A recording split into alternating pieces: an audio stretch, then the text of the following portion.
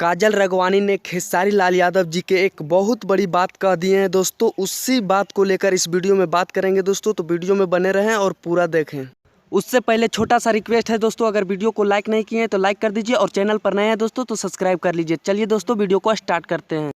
बड़ी बात यह है दोस्तों कि काजल राघवानी ने कुछ दिन पहले लाइव आई थी और उसी लाइव में बोले हैं दोस्तों कि खेसारी लाल यादव अगर हमारे नाम नहीं लेंगे तो उसको गाना का व्यूज नहीं जाएगा। जी हाँ दोस्तों, बिल्कुल सही सुन रहे हैं।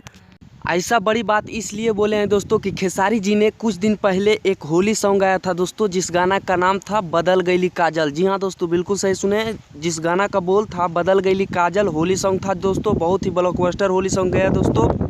उसी गाना को लेकर काजल राघवानी ने बोला दोस्तों कि मेरा नाम पर ही व्यूज जाता है, मेरा नाम अगर डालेगा तो ज़्यादा से ज़्यादा व्यूज मिलता है, इसलिए नाम डालता है। उस लाइव में बोले हैं दोस्तों, आप लोग भी सुन सकते हैं उस लाइव को। तो आप लोग के क्या लगता है दोस्तों कि खेसारी लाल जी काजल राघवानी को नाम डालेंगे तभी व्यूज जाएंगे? हमारे कमेंट बॉक्स में बताएं और इस वीडियो को ज़्यादा से ज़्यादा लाइक शेयर